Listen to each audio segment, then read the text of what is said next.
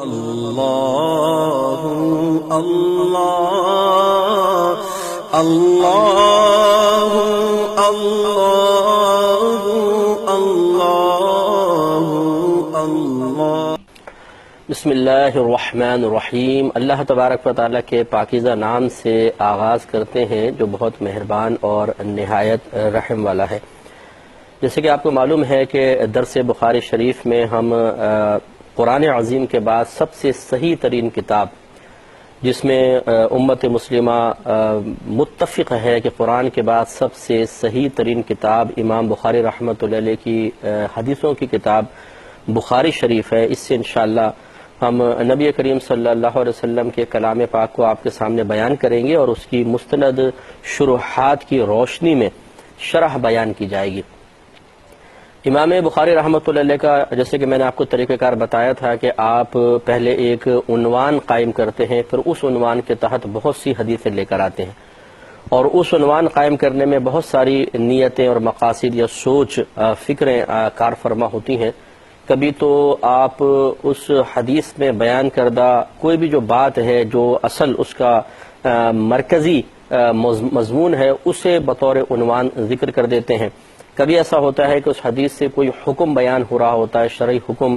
اخذ ہو رہا ہوتا ہے، تو آپ اسی شرعی حکم کو ہیڈنگ کے طور پہ، عنوان کے طور پہ، ٹاپک کے طور پہ ذکر کرتے ہیں اور پھر اس حدیث کو لے کر آتے ہیں۔ اس لیے امام بخاری رحمۃ اللہ علیہ کے قائم کردہ عنوانات بھی بہت اہمیت کے حامل ہیں، جس سے حدیث کو لانے کے سلسلے میں، بیان کرنے کے سلسلے میں آپ کی سوچ اور آپ کے مقصد کو بآسانی جانا جا سکتا ہے۔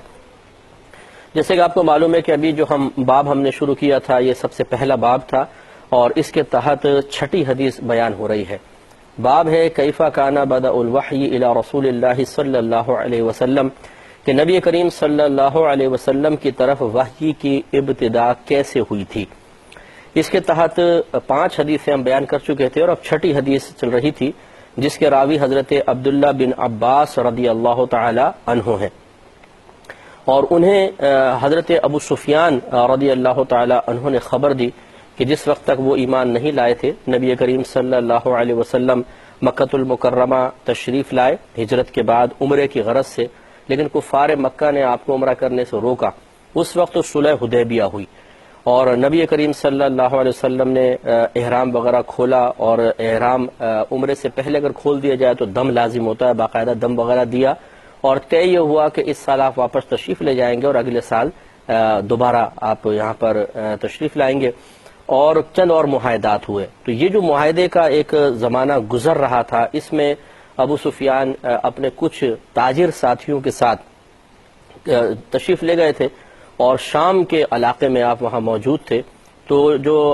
روم کا بادشاہ تھا جس کا نام ہرقلہ تھا، اسے جب پتہ چلا کہ کچھ لوگ عرب سے یہاں پہ تجارت کی غرض سے آئے ہیں، تو اس نے حضرت ابو سفیان رضی اللہ تعالی عنہ کو اپنے پاس بلایا۔ اس وقت یہ ایلیا کے مقام پر تھا۔ یہ میں تمام باتیں بیان کر چکا ہوں، اس لیے میں خلاصہ پچھلے حدیث کا عرض کر رہا ہوں تاکہ آپ کے ذہن میں تھوڑا سا آ جائے۔ اور پھر اس نے ابو سفیان رضی اللہ تعالی عنہ کو اپنے سامنے کھڑا کیا۔ پہلے اس نے پوچھا کہ آپ میں سے کون ان نبی کا، اس شخص کا قریبی رشتہ دار ہے یا نسب کے اعتبار سے اقرب ہے کہ جس نے نبوت کا دعویٰ کیا ہے۔ ابو سفیان آگے آئے، اس نے کہا میں آپ سے چند کویسچن کروں گا، لیکن اس نے پہلے یہ حکمت اختیار کی کہ ابو سفیان کے ساتھیوں کو پیچھے کھڑا کر دیا اور اپنے ترجمان سے کہا کہ ان لوگوں سے کہہ دو کہ اگر ابو سفیان کسی بارے میں، کسی چیز کے بارے میں غلط بیانی سے کام لیں تو تم فوراً ان کی گرفت کرنا اور اس کذب کی نشاندہی کر دینا۔ عرب لوگ ویسے تو بہت ساری خرابیوں میں مبتلا تھے، لیکن چند ان میں اچھائیاں بھی تھیں۔ ایک اچھائی ان میں یہ بھی تھی کہ جو ان کے شرفاء تھے، جن کو وہ شرفاء قرار دیتے تھے، سردار وغیرہ، یہ اپنی طرف کسی عیب یا جھوٹ وغیرہ، خصوصاً جھوٹ وغیرہ کی نسبت کو انتہائی برا سمجھتے تھے۔ تو خود یہ حدیث میں ہے کہ حضرت ابو سفیان نے فرمایا کہ اگر مجھے اس بات کا خوف نہ ہوتا کہ میرے ساتھی باہر نکل کر بعد میں وہاں جا کر میری طرف جھوٹ منسوب کریں گے، اس بات کا خوف نہ ہوتا تو میں ضرور نبی کریم صلی اللہ علیہ وسلم کے بارے میں جھوٹ بول دیتا، لیکن چونکہ یہ پیچھے کھڑے تھے اس لیے میں نے جو ہرقلہ نے سوال کیے اس کے بالکل سچ اور درست جواب دیتا رہا۔ تو اس نے چند کویسچنز کیے تھے، ابو سفیان جواب دیتے رہے۔ اس کے بعد ہرقلہ نے ان جوابات کی روشنی میں نبی کریم صلی اللہ علیہ وسلم کی نبوت کے بارے میں جانا کہ واقعی وہ یہ نبی ہیں، کیونکہ وہ سنتا رہا تھا اس نے اپنے بڑوں سے، اور سینہ بسینہ جو تعلیمات ان کے ہاں چلتی چلی آئی تھیں، جو ایک نبی کی نشانی کے طور پر ذکر کی گئی تھی، اس نے وہ تمام چیزیں سوالات کے ذریعے معلوم کی، اور جب معلوم ہوا کہ وہ تمام اوصاف کے جو ایک نبی کی شان کے لائق ہیں نبی کریم صلی اللہ علیہ وسلم میں ہے، تو آخر میں اس نے اقرار کیا کہ وہ ضرور اللہ کے نبی ہیں۔ تو وہ میں نے آپ کے سامنے عرض کیے تھے بہت ساری چیزیں، ایک دفعہ پھر میں چند چیزیں عرض کر دیتا ہوں۔ جب اس نے کویسچنز کیے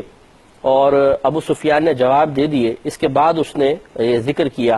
کہ میں نے یہ پوچھا اور تم نے یہ جواب دیا اور یہ نبی کی شان ہے، لہذا اس نے کہا کہ میں نے اس نبی کے نسب کے بارے میں پوچھا تھا کہ کیا وہ تم میں ایک ذو نسب ہیں، بڑے نسب والے ہیں، تو تم نے کہا کہ ہاں بڑے نسب والے ہیں۔ تو اس نے کہا کہ رسول ایسے ہی ہوتے ہیں کہ جب اللہ تبارک و تعالیٰ انہیں کسی قوم میں بھیجتا ہے تو ان میں یعنی جب کسی قوم میں پیدا فرماتا ہے تو اس قوم کے جو بڑے نسب، بڑے اچھے خاندان والے ہوتے ہیں، ان میں اس نبی کو مبعوث فرماتا ہے، یعنی اس میں پیدا کرتا ہے۔ گویا کہ نبی کا تعلق ہمیشہ اعلیٰ خاندان سے ہوتا ہے۔ پھر اس نے کہا کہ میں نے تم سے پوچھا تھا کہ کیا تم میں سے کسی ایک نے اس قسم کا قول پہلے کہا ہے، تو تم نے کہا کہ نہیں۔ تو یہ کہتا ہے کہ پھر میں نے یہ گمان کیا کہ ایسا نہیں ہے کہ یہ شخص صرف ضد میں یہ کہہ رہا ہو کہ میں نبی ہوں، کہ چونکہ کسی ایک نے اور قول ایسا کہا تو میں اس کی ضد میں کر لوں، لہذا معلوم ہوا یعنی ہرقلہ یہ کہتا ہے کہ میں نے گمان کر لیا کہ چونکہ یہ کسی اور قول کے جواب میں نہیں کہہ رہے، اس کا مطلب ہے کسی ضد میں نہیں کہہ رہے، بلکہ باقاعدہ اللہ تبارک و تعالیٰ نے ان کو مقرر کیا ہے۔ اور پھر میں نے یہ پوچھا تھا کہ کیا ان نبی کے آباء و اجداد میں سے کوئی بادشاہ گزرا، تم نے کہا نہیں۔ اس سے بھی معلوم ہوا کہ اگر ان کے آباء و اجداد میں کوئی بادشاہ ہوتا تو میں یہ سوچتا، میں گمان کرتا کہ شاید اس بادشاہت کو حاصل کرنے کے لیے انہوں نے اس قسم کا دعویٰ کیا ہے، لیکن ایسا بھی نہیں ہے۔ اور پھر میں نے تم سے پوچھا کہ کیا تم نے اس کو جھوٹ کی طرف کبھی منسوب کیا ہے کہ اس شخص نے کبھی جھوٹ بولا ہو، تم نے کہا کہ نہیں، کبھی بھی اس نے جھوٹ نہیں بولا۔ تو میں پہچان گیا کہ جو لوگوں کے معاملے میں جھوٹ بولنے سے بچ رہا ہے وہ اللہ تبارک و تعالیٰ پر جھوٹ کیسے باندھے گا۔ ابھی ہرقلہ کا دیکھیں استدلال، دیکھیں کتنا خوبصورت تھا۔ پھر اس نے کہا کہ میں نے تم سے پوچھا کہ تمہارے لوگوں میں سے اشراف، بڑے لوگ، سردار، مالدار قسم کے لوگ ان کی اتباع کر رہے ہیں یا کمزور لوگ کر رہے ہیں، تو تم نے جواب دیا کہ کمزور لوگ کر رہے ہیں۔ تو یہ کہتا ہے کہ بس رسولوں کا یہی معاملہ ہوتا ہے کہ عموماً کمزور لوگ ہی ان کی اتباع کرتے ہیں۔ پھر کہا میں نے تم سے پوچھا تھا کہ کیا وہ زیادہ ہو رہے ہیں یا کم ہو رہے ہیں، تو تم نے کہا کہ بے شک وہ زیادہ ہو رہے ہیں۔ تو وہ کہتا ہے کہ اسی طرح ایمان کا معاملہ ہوتا ہے کہ آہستہ آہستہ وہ بڑھتا ہے حتیٰ کہ وہ کاملیت کے درجے تک پہنچ جاتا ہے، یعنی لوگوں میں عام ہو جاتا ہے۔ پھر میں نے سوال کیا تھا کہ کیا ان میں سے کوئی ایک ان کے دین سے بغاوت کرتے ہوئے، دین کی سختی کی وجہ سے، ناپسندیدگی کی وجہ سے ان سے دور ہوا، تم نے کہا کہ نہیں، داخل ہونے کے بعد کوئی باہر نہیں نکلا۔ تو ہرقلہ نے کہا کہ اسی طرح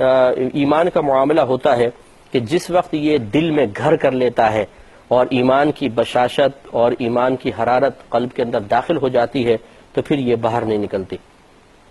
پھر میں نے تم سے پوچھا کہ کیا انہوں نے کوئی وعدہ خلافی کبھی کی ہے، تو تم نے جواب میں کہا کہ نہیں۔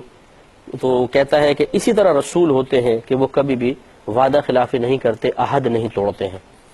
پھر میں نے تم سے سوال کیا تھا کہ وہ شخص تمہیں کس چیز کا حکم دیتے ہیں، تو تم نے کہا کہ وہ حکم دیتے ہیں کہ اللہ تعالیٰ کی عبادت کرو، کسی کو اس کے ساتھ شریک نہ ٹھہراؤ، اور تمہیں بتوں کی عبادت سے روکتے ہیں، اور تمہیں نماز کا، سچائی کا اور پاکیزگی کا حکم دیتے ہیں۔ تو وہ کہتا ہے کہ اس نے پھر آخر میں ہرقلہ نے اب دیکھیں جملے بولے کہ پس اگر جو کچھ تم نے کہا وہ حق ہے تو ان قریب وہ نبی جو نبوت کا دعویٰ کر رہے ہیں میرے اس قدموں کی جگہ کے بھی مالک ہو جائیں گے۔ الفاظ دیکھیے کہ فَإِنْ كَانَ مَا تَقُولُ حَقًّا فَسَيَمْلِكُ مَوْضِعَ قَدَمِيَّ هَاتَيْنِ کہ قدمیہ ہاتین کہ اگر تم جو کہہ رہے ہو وہ حق ہے تو وہ سچ کہہ رہے ہو تو وہ ان قریب وہ نبی میرے اس زمین کے بھی مالک ہو جائیں گے۔ یعنی اس کو یہ پتہ تھا کہ اور یہ کس طرح پتہ تھا یہ انشاءاللہ بھی آگے دیکھیں. ایک تو میں نے آپ کو بتایا کہ سینہ بسینہ ان کے ہاں خبریں منتقل ہوتی آ رہی تھیں، اس سے اس نے اندازہ کیا. دوسرا یہ علم نجوم کا ماہر تھا جیسے آگے آ رہا ہے، اور اس سے بھی اس نے یہ مستقبل کا حال معلوم کیا تھا کہ عنقریب ایک نبی کو ظہور ہوگا اور اس کی حکومت روم تک پہنچ جائے گی. پھر اس نے کہا کہ اگر میں یہ بات جانتا کہ بے شک وہ نبی تشریف لانے والے ہیں، یہ تو میں جانتا تھا کہ وہ نبی تشریف لانے والے ہیں، لیکن میں یہ نہیں جانتا تھا کہ وہ تم میں سے ہوں گے. بس اگر اللہ تعالیٰ مجھے موقع عطا فرمائے تو میں ضرور تکلیف اٹھاؤں گا اور ان کی ملاقات کے لیے حاضر ہوں گا. اور اگر میں ان کے پاس ہوتا، اسی الفاظ دیکھیے کہ وَلَوْ كُنْتَ عِنْدَهُ لَغَسَلْتُ عَنْ قَدَمَيْهِ، کہ اگر میں ان کے پاس ہوتا تو ان کے قدموں کو دھوتا، یعنی میں خدمت کرتا ان نبی کی، کیونکہ واقعی وہ حق ہیں. تو معلوم یہ ہوا. اب یہاں پہ تھوڑا سا میں عرض کروں گا، پھر انشاءاللہ آگے چلیں گے کہ دیکھیے ہرقلہ نے چند کویسچنز کیے اور اس کے بعد ان تمام جوابات کی روشنی میں اس نے اندازہ لگایا کہ یقیناً وہ نبوت کا دعویٰ کرنے والے بالکل حق بات کہہ رہے ہیں، اب وہ بالکل حق دعویٰ کر رہے ہیں. ابھی یہ کافر ہے، مسلمان نہیں ہوا، لیکن اس نے بہترین کویسچنز کے ذریعے اور وہ نشانیاں جو انبیاء علیہم السلام کی ذات میں ہوتی ہیں، اللہ تبارک و تعالیٰ جن اوصاف سے انہیں متصف کرتا ہے، ان کے اوپر غور و تفکر کر کے حق کو جان لیا کہ واقعی وہ نبی حق پر ہے اور دعویٰ بالکل سچا کر رہے ہیں. اس حدیث سے ہمیں یہ معلوم ہوتا ہے، یہاں تک کی بات سے ہمیں معلوم ہوتا ہے، ایک بات تو یہ نقطہ ہمیں حاصل کرنا چاہیے کہ کسی کے بارے میں فوری طور پہ کوئی رائے قائم نہیں کرنی چاہیے، نہ اچھائی والی رائے اور نہ برائی والی رائے، بلکہ ہر ایک کے بارے میں کوئی رائے قائم کرتے ہوئے، چاہے وہ اچھائی کے سلسلے میں ہو، برائی کے سلسلے میں ہو، کم از کم کچھ دلائل طلب کرنے چاہیے. جب وہ دلیلیں حاصل ہو جائیں تب ہم کسی کے بارے میں فیصلہ کریں. مثال کے طور پہ اگر کچھ لوگ کسی ایک شخص کے بارے میں کہتے ہیں کہ وہ برا ہے، تو ایسا نہیں کہ ہمیں سننے کے بعد فوراً یقین کر لینا چاہیے. کچھ تو ہم کویسچنز کریں، کچھ تو ہم ایسی باتیں معلوم کریں کہ جو واقعی ایک برے شخص میں ہوتی ہیں. وہ معلوم کرنے کے بعد اگر واقعی ضرورت بھی محسوس کریں، ویسے تو ہمیں تجسس نہیں کرنی چاہیے، کسی کی برائی نہیں سننی چاہیے، لیکن ہوتا ہے کہ کبھی میں مثال لیتا ہوں چونکہ ایک مذہبی معاملہ ہے، اس کے اعتبار سے کہ کوئی کسی عالم دین ہے، کوئی مفتی ہیں، کوئی بڑے بزرگ ہیں، شیخ ہیں، مشائخ میں سے ہیں، پیر صاحب ہیں، بعض لوگ برائی کرتے ہیں کہ فلاں برا ہے، فلاں غلط ہے، وغیرہ وغیرہ.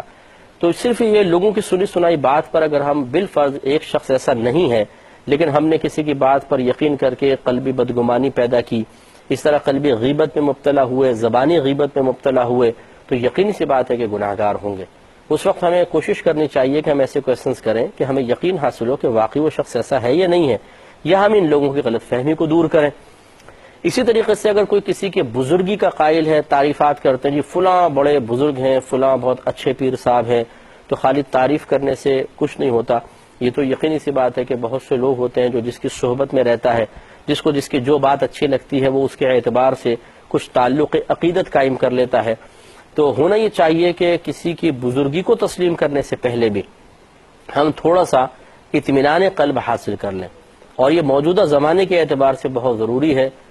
جو میں آپ کو مشورہ دے رہا ہوں، کیونکہ آج لوگ ذرا سی بات پہ کسی سے ناراض ہو کر 2 منٹ میں عزت اچھال دیتے ہیں کسی کی، اور برا بھلا کہنا شروع کر دیتے ہیں. اس لیے تحقیق ضروری ہے تاکہ ہم کسی صحیح شخص سے بدگمان نہ ہو جائیں. اسی طریقے سے بعض لوگ ہوتے ہیں جو غلط قسم کے لوگوں کی تعریفیں کر کے انہیں ہیرو بنا دیتے ہیں، اور ہم لوگ بغیر سوچے سمجھے ان سے تعلق عقیدت قائم کر کے اپنی آخرت کو برباد کر دیتے ہیں. دونوں چیزوں پہ توجہ کرنی چاہیے.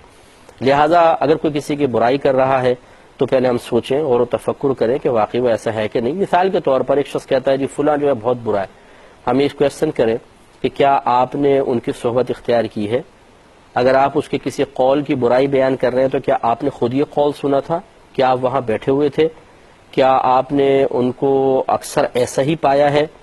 کیا اکثر آپ نے صحبت اختیار کر کے خود ہی نتیجے مرتب کیے ہیں؟ آپ یقیناً دیکھیں گے کہ لوگ کہیں گے نہیں فلاں مجھے ایسا کہہ رہا تھا، فلاں کہہ رہا تھا، فلاں کہہ رہا تھا. یعنی لوگوں کی کہی ہوئی باتوں پر ہم کسی شخص کے بارے میں ایک منفی تصور قائم کرتے ہیں. میں اس کو قطعاً غلط کہتا ہوں، یہ بالکل غلط ہے. ہماری شریعت بھی ایسا ہی کہتی ہے کہ کسی کے بارے میں سنی سنائی باتوں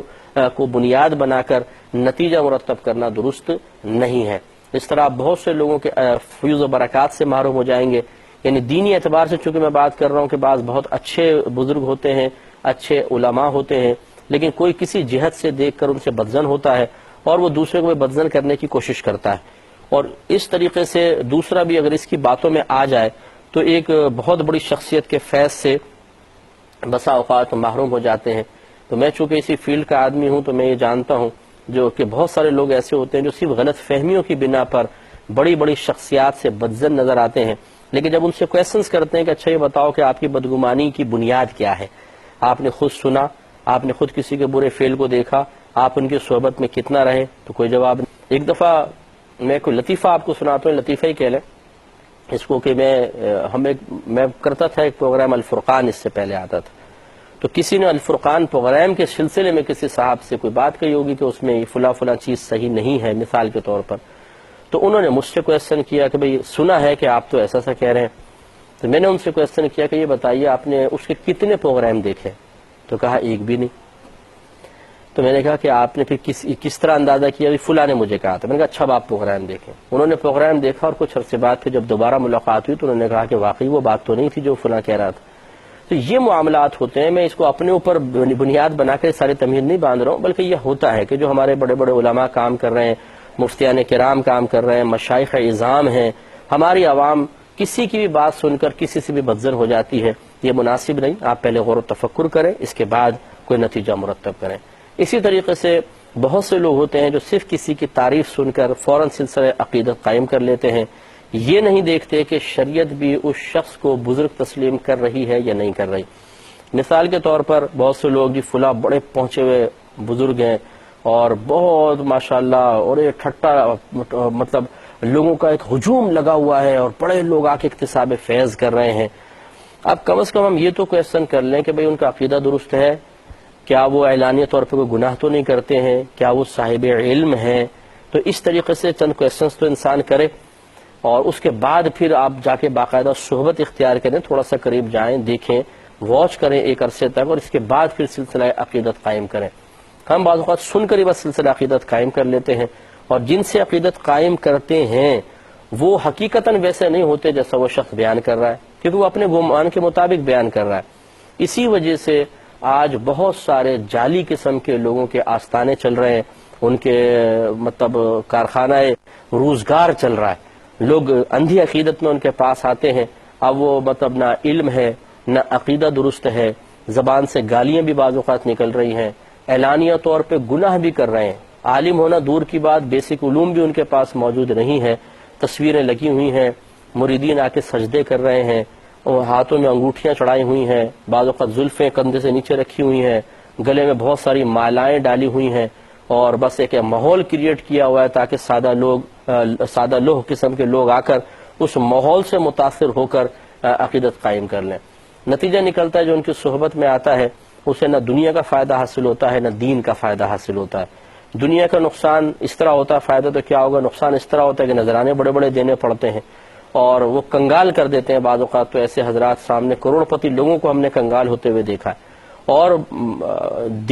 اخروی نقصان، اخروی فائدہ کوئی ہوتا نہیں، نقصان ہوتا ہے کہ اس قسم کے لوگ صرف اپنے پاس موجود لوگوں کو اپنے پاس ہی دیکھنا چاہتے ہیں، اور اس کا بہترین طریقہ یہ ہے کہ ان کو بس باتوں سے بہلاتے پھسلاتے رہو، انہیں نہ عمل کا کہو نہ گناہ چھوڑنے کا کہو، کیونکہ جب آپ یہ سختی شروع کریں گے تو آپ کے پاس سے لوگ بھاگنا شروع ہوں گے، کیونکہ جب آپ رپورٹ لیں گے نماز پڑھی، آپ یہ کیوں عمل نہیں کرتے ہیں، آپ فلاں گناہ کیوں کر رہے ہیں، اس کو چھوڑیے، جب یہ سختیاں شروع ہوتی ہیں، گرفت شروع ہوتی ہے، تو پھر آہستہ آہستہ لوگ بھاگتے ہیں، کیونکہ نفس ان کو بھگاتا ہے، تنفر پیدا ہوتا ہے، حالانکہ ہونا نہیں چاہیے، پاکیزہ نفس کے اندر نہیں ہوگا، لیکن یہ اس طرح ہوتا ہے۔ تو اب وہ چاہتے ہیں کہ کوئی ہم سے ناراض ہو کے یہاں سے جائے نہیں، لہٰذا پھر وہ جھوٹی تعریفیں اور فساق و فجار کو عزت کے مقام پہ بٹھانا، کیونکہ نذرانہ بڑھا دیتا ہے، اور اس طرح ان بیچاروں کی آخرت خطرے میں پڑ جاتی ہے۔ اس میں انشاءاللہ مزید کلام کریں گے، لیکن نیکسٹ پروگرام میں وآخر دعوانا ان الحمدللہ رب العالمین۔